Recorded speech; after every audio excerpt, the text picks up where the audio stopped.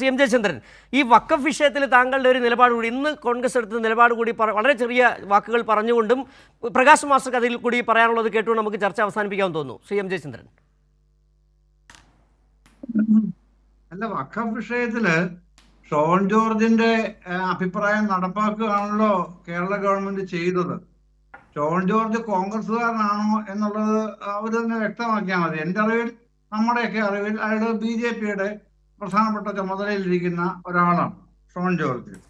അപ്പൊ ഷോൺ ജോർജ് ആവശ്യപ്പെട്ട കാര്യം നടപ്പാക്കി കൊടുക്കാൻ ഒരു പ്രശ്നവുമില്ലാതെ വി ഡി സതീശൻ ഗവൺമെന്റിന് സാധിക്കുമെങ്കിൽ അത്രത്തോളം ഉദാരമതികളായി ആ ഗവൺമെന്റ് നിൽക്കുന്നതെങ്കിൽ റെജി ഇപ്പോ സിജുവിന്റെ ചോദ്യത്തിന് നൽകിയ മറുപടി മുഴുവനും ഞാൻ മുസ്ലിം ലീഗ് നേതാക്കന്മാർക്കായി സമർപ്പിക്കുന്നു.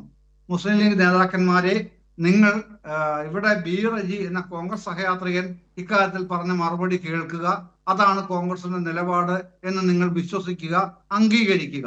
അത്രമാത്രം എനിക്ക് പറയാം. ശരി, ശ്രീ പ്രകാശ് മാസ്റ്റർ, നേരത്തെ അദ്ദേഹം പറഞ്ഞതുപോലെ തന്നെ, റെജി പറഞ്ഞതുപോലെ തന്നെ, ഇനിയിപ്പോൾ ഞങ്ങൾ ഈ നടപ്പാക്കാൻ പോവുകയാണ് പല കാര്യങ്ങളും. അതിൽ നിങ്ങൾ അസ്വസ്ഥപ്പെടേണ്ട കാര്യമൊന്നുമില്ല. നിങ്ങൾ എന്തിനാണ് ഈ വെറുതെ അസ്വസ്ഥമാകുന്നത്? എന്തെങ്കിലും ഇവർ ചെയ്യുന്നതായിട്ട് പ്രകാശ് മാസ്റ്റർക്ക് തോന്നുന്നുണ്ടോ? ഇതിൽ പ്രകടന പത്രിക കോൺഗ്രസിൻ്റെ എല്ലാ മുഖ്യമന്ത്രിമാരും പുറത്തിറക്കിയിട്ടുണ്ട്. പക്ഷേ ഒരൊറ്റ സന്ദർഭത്തിലും ആ പ്രകടന പത്രികയെ പിന്നെ തിരിഞ്ഞു നോക്കിയിട്ടില്ല, അതിലെന്ത് ചെയ്തു എന്ന് പറഞ്ഞിട്ടില്ല. പ്രകടന പത്രിക നടപ്പാക്കാനുള്ള ഒന്നാണെന്ന് കേരളത്തിൽ ആദ്യമായി തെളിയിച്ചത് പിണറായി വിജയൻ്റെ ഗവൺമെൻറ്റാണ്. ഓരോ കൊല്ലവും ആ പ്രകടന പത്രികയുടെ മേലെ നടപ്പാക്കിയ കാര്യങ്ങൾ എന്താണെന്നതിനെ സംബന്ധിക്കുന്ന പ്രോഗ്രസ് റിപ്പോർട്ട് പ്രസിദ്ധീകരിച്ച് 95% കാര്യങ്ങൾ നടപ്പിലാക്കിയ ഇന്ത്യയിലെ ആദ്യത്തെ ഗവൺമെൻറ് പിണറായി വിജയൻ്റെ ഗവൺമെൻറ്റാണ്. നിങ്ങൾക്ക് പ്രകടന പത്രിക ജനങ്ങളെ പറ്റിപ്പിക്കാനുള്ള ഒന്നാണ് എന്ന് ഈ കേരളത്തിൽ എത്രയോ കാലമായിട്ട് അറിയാം. ഇപ്പോൾ ഒരു താലൂക്കിൽ ഒരു വ്യവസായം, ഒരു വീട്ടിൽ ഒരാൾക്ക് തൊഴിൽ, ഇതെല്ലാം കോൺഗ്രസ് പ്രകടന പത്രികയിൽ കരുണാകരൻ്റെ കാലത്തുണ്ടായ കാര്യമാണ്. നടപ്പാക്കില്ല, നമുക്കറിയാലോ. പിന്നെ ഈ പറയുന്ന ഇപ്പോൾ ഇവിടെ നമ്മൾ വഖഫ് ഭേദഗതിയെ പറ്റി പറഞ്ഞല്ലോ. എന്താ അതിലെ വിഷയം?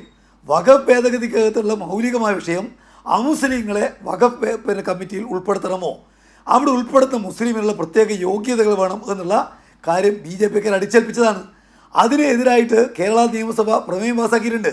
ആ പ്രമേയത്തിന് കോൺഗ്രസ് അനുകൂലമായി വോട്ട് ചെയ്തിട്ടുണ്ട്, ലീഗ് അനുകൂലമായിട്ട് വോട്ട് ചെയ്തിട്ടുണ്ട്. ഈ നിയമം പിൻവലിക്കണം, ഇത് പുനഃപരിശോധിക്കണം, ഇതാണ് ആവശ്യം. കേരള ഗവൺമെൻറ് അതിനെതിരായിട്ട് കോടതിയിൽ കക്ഷി ചേരാൻ അവസരം ചോദിച്ചിട്ടുണ്ട്. ഇപ്പോൾ വന്നിരിക്കുന്നത് എന്താ?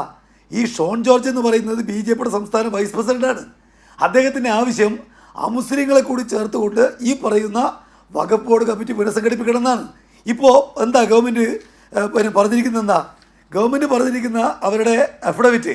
Government is prepared to reconstitute the board strictly in compliance with the mandate of section 14 of the unified Waqf management act എന്നാണ്. എന്ന് പറഞ്ഞാൽ കേന്ദ്രത്തിൻ്റെ മാനേജ്മെൻറ്റ് ആക്ട് അനുസരിച്ച് അതിൽ പറഞ്ഞ മുഴുവൻ കാര്യങ്ങളും അനുസരിച്ച് നടപ്പാക്കിക്കൊള്ളാം. ഇത് നേരത്തെ പറഞ്ഞത് വ്യതിയാനമല്ലെങ്കിൽ മറ്റെന്താണ്? ലീഗ് എങ്ങനെ ഇതിനെ കാണുന്നു എന്നുള്ളത് അവർ പറഞ്ഞു കഴിഞ്ഞിട്ടില്ല. അവരെന്താ പറയാൻ പോകുന്ന അറിയില്ല. പക്ഷേ യഥാർത്ഥത്തിൽ BJP ഇപ്പോൾ രാജ്യത്ത് ഈ നടപ്പിലാക്കിയ ഗവൺമെൻറ് കോൺഗ്രസിന് മറ്റൊരു ഗവൺമെൻറ്റും ഇല്ല. നടപ്പാക്കിയ ഗവൺമെൻറ്റുകൾ BJP ഗവൺമെൻറ് മാത്രമാണ്. ഇവിടെ കേരളത്തിൽ സതീശൻ എന്ന് പറയുന്ന കോൺഗ്രസിൻ്റെ ഗവൺമെൻറ്, BJP ഗവൺമെൻറ്റുകൾ മാത്രം നടപ്പിലാക്കിയ നിയമം നടപ്പിലാക്കാം എന്ന് പറഞ്ഞിരിക്കുന്നത് അത്ഭുതകരമല്ലേ? അതെങ്ങനെയാണ് കേരളീയരെ ബോധ്യപ്പെടുത്താൻ വേണ്ടി കഴിയുക? അതുകൊണ്ട് കാലം ഇതിനെല്ലാം നിങ്ങളെ കൊണ്ട് മറുപടി പറയിക്കുമെന്ന കാര്യത്തിൽ അത് തന്നെയാണ് കാലം. അതായത് പ്രകാശ് മാസ്റ്റർ, അനീതിയാണ്.